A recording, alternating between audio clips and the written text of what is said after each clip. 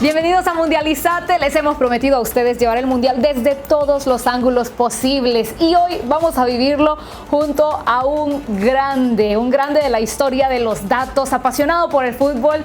No quiero dar mayor introducción porque ya está aquí listo para mostrarnos incluso su colección de valores del Mundial.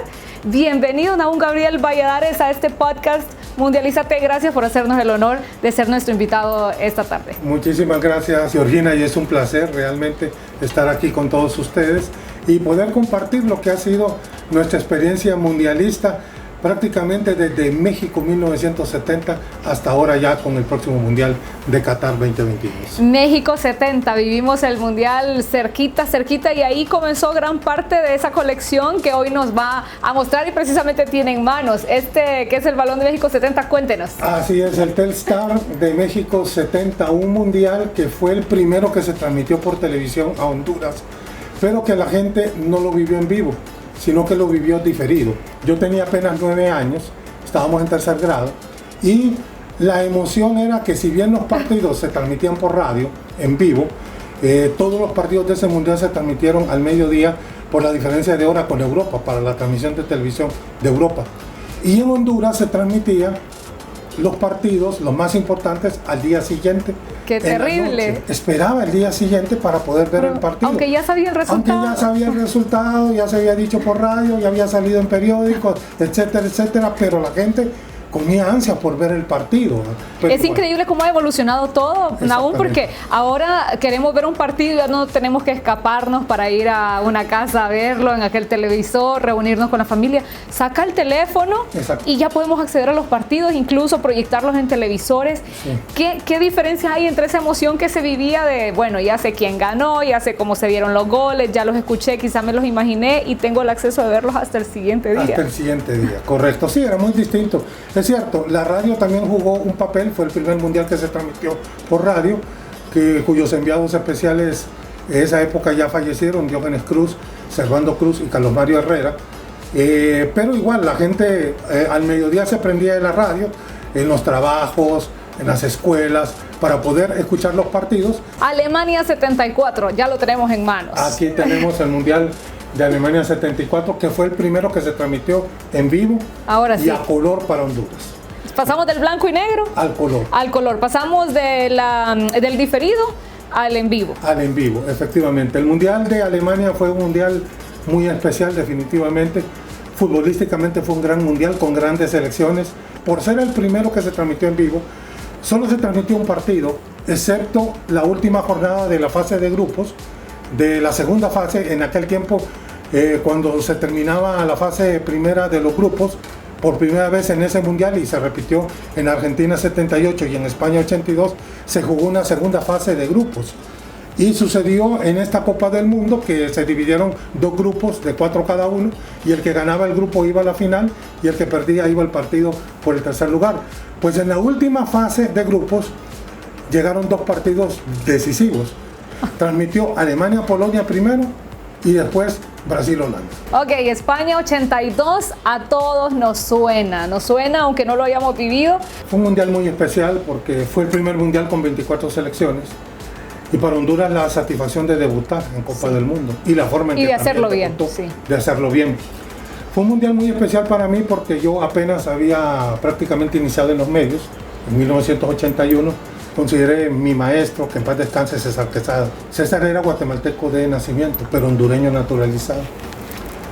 Y César empieza, nunca me había pasado, pero se me están saliendo las lágrimas por la selección. Y yo me quedé, yo era un joven de 21 años, yo me quedé helado viéndolo. Y entonces, pero me quedé frisado. Entonces vino César y me dijo, ayúdame, Nahum, a que yo tomara el micrófono. Para que le saliera. Ni me acuerdo qué fue lo que le ayudara a dar el paso del nudo en la garganta que tenía. Exactamente. Y la emoción en el estudio, en ese momento, cuando a los 7 minutos cae el gol de Héctor Pecho de Celaya. Fue una emoción muy linda, porque fue mi primer mundial en medios. Aquí ya no era el muchacho escapado del colegio viendo el partido desde casa, sino ya un profesional trabajando en el área de los deportes, iniciando una carrera. Exactamente. Qué maravilloso. Y poder compartir los datos estadísticos de cada uno de los partidos. El partido que yo más recuerdo de ese mundial fue el Alemania-Francia. porque fue un partido de que me tocó comentar, fue un partido entre dos grandes potencias de tú a tú. Fue el primer partido que se fue a tanda de penales en la historia de los mundiales. Y además aquí celebró porque fue una de sus selecciones la campeona. También, porque la escuadra azurra se llevó el título. Sí. Y hay otra experiencia que hubo en esa Copa del Mundo. Entonces, estábamos en plena Guerra Fría. Se había dado un atentado terrorista en algunas de las plantas de la empresa de energía eléctrica en Tegucigalpa. Y la ciudad se quedó sin energía eléctrica. Brasil-Italia. Ganado por Italia 3-2 con los 3 goles de Paolo Rossi. Y el otro partido fue Inglaterra-España, que ya fue un partido de trámite. Bueno, de trámite para España, que ya estaba eliminada, pero para Inglaterra sí era importante porque necesitaba ganar para pasar a semifinales, cosa que no se dio.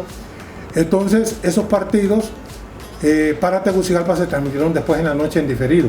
Y en Sudáfrica 2010, ¿cómo celebramos esa clasificación después de 28 años los hondureños? Sí, definitivamente fue un momento muy especial porque Honduras también vivía un momento político muy difícil y esto prácticamente fue bálsamo, haber logrado esa clasificación a ese mundial, y yo creo que de alguna u otra manera nos unificó de nuevo a los hondureños. Fue un mundial que para mí también fue especial porque fue mi último mundial en medios. Fue haber vivido la primera clasificación y la vuelta de nuevo a lo que fue este mundial, el primero en territorio africano.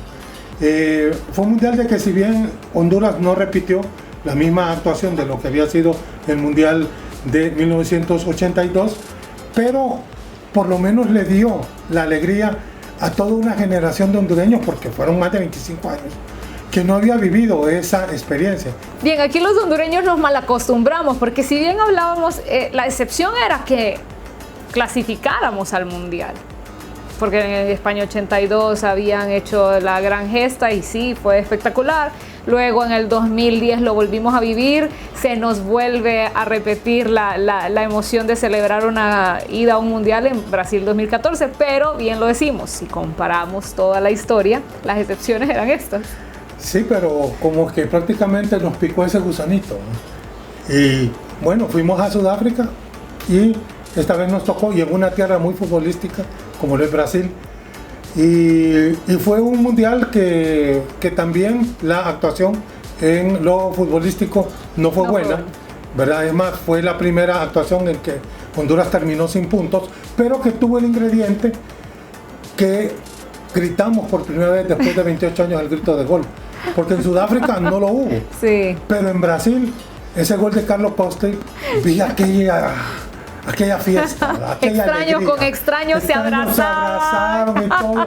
Yo levanté 3 compañeras de trabajo, de aquella emoción, una alegría que realmente fue indescriptible, ¿verdad? Porque teníamos ahogado ese grito desde el gol de Tony Lane contra Irlanda del Norte.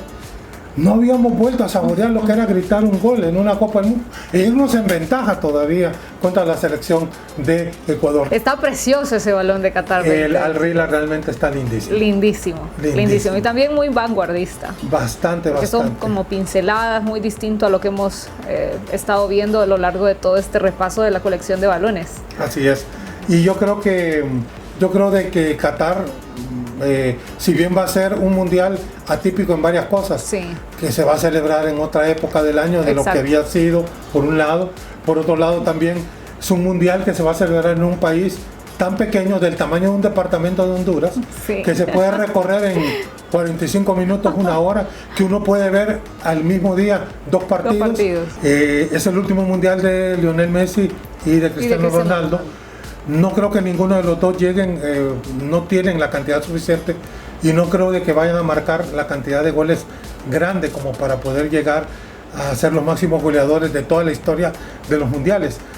Hay muchos equipos que no están realmente en su nivel, la misma Francia, Inglaterra, España, Alemania, y entonces hay muchas dudas, aunque hay muchos candidatos, pero hay muchas dudas con los equipos de lo que es el viejo continente. Entonces uno se pone a pensar, puede ser que también por eso mismo sea la gran oportunidad para Brasil o para Argentina de ganar el mundial. Este lapso en el que llegamos a un nuevo mundial, pandemia, restricciones, claro, tantas cosas que este mundial viene a ser ese bálsamo de fiesta futbolera, del deporte pluricultural. Gracias por habernos acompañado en esta plática, en este episodio de Mundializate, en donde nos ha regalado esa perspectiva de la historia de los mundiales, desde los datos, un estadígrafo por convicción, un apasionado, un gurú de los micrófonos, Nahum Valladares con nosotros. Ustedes no pueden perderse el próximo episodio.